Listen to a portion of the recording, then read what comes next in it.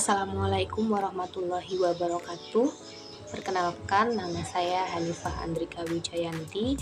Saya dari Prodi D3 Kebidanan, Stikes Batara Guru Sarawaka. Nomor induk mahasiswa saya adalah 2024 02 002. Nah, di sini saya akan mempresentasikan atau membawakan materi singkat mengenai nilai, norma, moral, dan hukum. Ini adalah untuk memenuhi tugas mata kuliah Ilmu Sosial Budaya Dasar. Apa tujuan pembelajaran kita kali ini? Nah, tujuan pembelajaran kita kali ini adalah untuk mengemukakan apa itu nilai, norma, moral, dan hukum dalam masyarakat. Lalu, untuk apa sih tujuan nilai dan nilai, norma, moral, dan hukum dalam masyarakat? Lalu, apa saja manfaat nilai, norma, moral, dan hukum dalam masyarakat? Kita akan berlanjut ke materi yang pertama, yakni mengenai nilai. Apa yang digunakan untuk mengukur segala sesuatu? Nah, menurut Kamus Besar Bahasa Indonesia, nilai ini diartikan sebagai sifat-sifat atau hal yang digunakan manusia untuk berguna bagi kemanusiaan dan juga bertujuan untuk mendekatkan manusia kepada hakikatnya. Nah, menurut Kamus Purwodarminto, nilai ini ada 4 hal.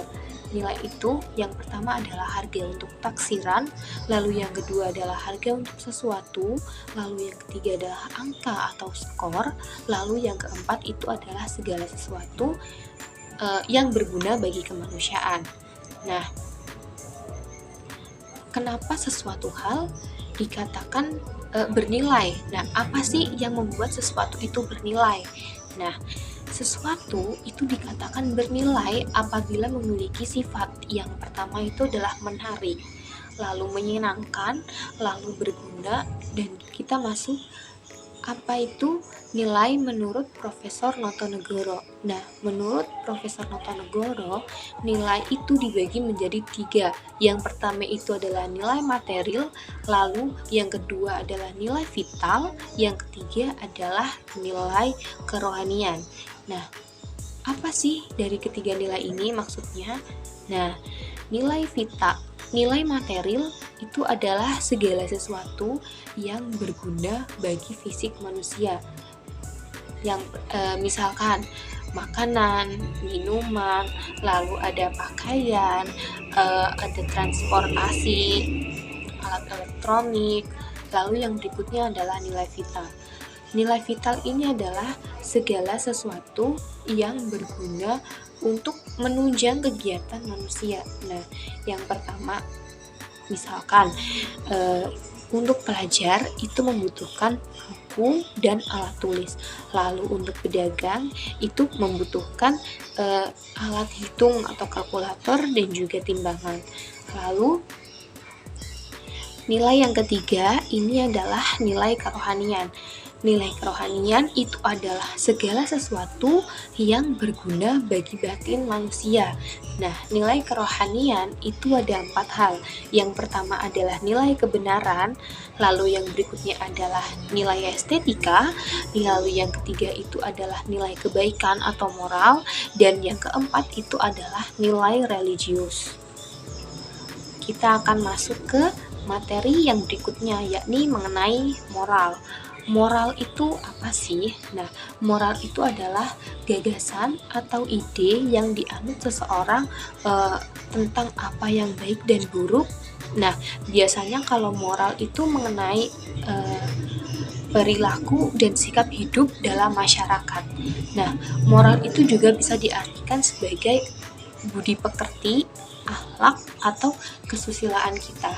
Nah, beberapa ahli yang mengartikan moral. Jadi yang pertama itu dari Baron. Nah, Baron ini mengartikan moral sebagai segala larangan mengenai suatu tindakan. Lalu yang berikutnya itu adalah dari Helden dan Richard. Ini adalah mengenai kepekaan, pikiran, perasaan, dan juga tingkah manusia. Nah, di dijelaskan dalam buku Etika Profesi dan Aspek Hukum di Bidang Kesehatan oleh Rudi Hidara, ada beberapa tujuan moral. Yang pertama itu adalah untuk terwujudnya harkat dan martabat manusia. Lalu yang berikutnya adalah untuk memotivasi manusia untuk selalu bertindak baik. Lalu yang terakhir ini adalah untuk menjaga keharmonisan di antara masyarakat. Materi berikutnya ini adalah norma. Nah, apa itu norma? Norma ini adalah pedoman yang digunakan masyarakat untuk bertingkah laku. Jadi norma ini adalah seperti aturan yang mengikat masyarakat agar selalu berperilaku baik. Norma ini adalah anjuran untuk kita sebagai manusia itu untuk berbuat baik. Ada 4 norma yang kita kenal. Yang pertama itu adalah norma agama, lalu ada norma kesusilaan, lalu ada norma kesopanan, dan juga norma hukum. Nah, norma agama itu adalah aturan atau pedoman yang dianut oleh suatu umat beragama.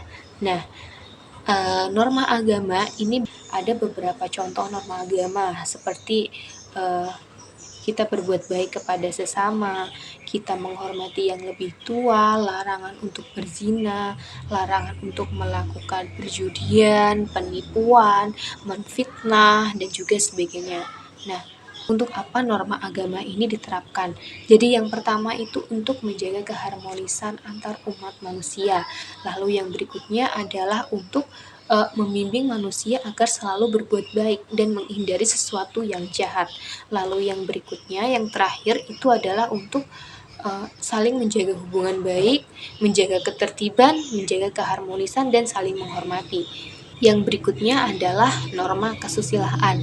Norma kesusilaan ini adalah aturan atau kaidah yang mengatur perilaku baik dan juga buruk di masyarakat.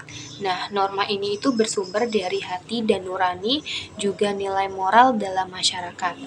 Seperti misalkan kita mendahulukan yang lebih tua, kita selalu berbicara yang sopan kepada yang lebih tua, saling menghormati, dan lain sebagainya. Nah, nilai kesusilaan itu bertujuan untuk menjaga keharmonisan, menjaga ketentraman, dan juga kedamaian di antara masyarakat.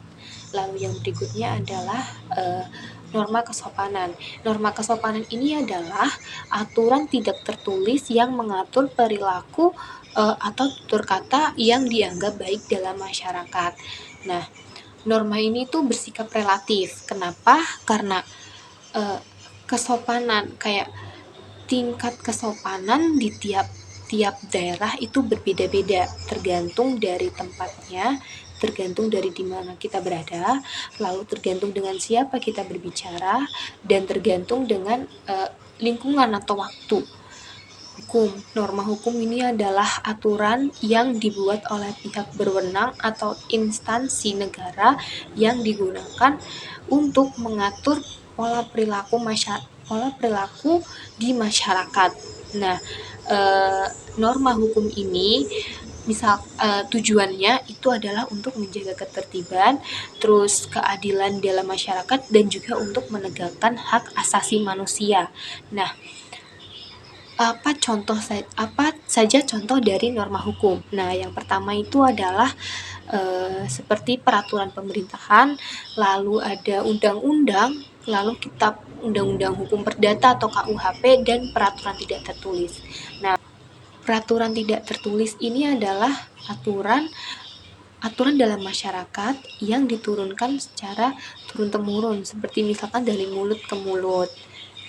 Nah, setelah kita mengetahui apa pengertian dari nilai, moral, norma, dan hukum, jadi kita akan mengetahui apa pentingnya dari itu semua. Nah, itu semua itu penting untuk menjaga stabilitas, kedamaian, dan juga ketentraman dalam masyarakat. Selain itu, nilai, norma, moral, dan hukum itu juga bertujuan untuk menegakkan hak asasi manusia, supaya hak asasi manusia kita itu tidak dilanggar oleh orang lain. Presentasi singkat dari saya, Kurang dan lebihnya mohon maaf. Apabila ada kesalahan, mohon maaf. Wabillahi taufiq wal hidayah. Wassalamualaikum warahmatullahi wabarakatuh. Terima kasih.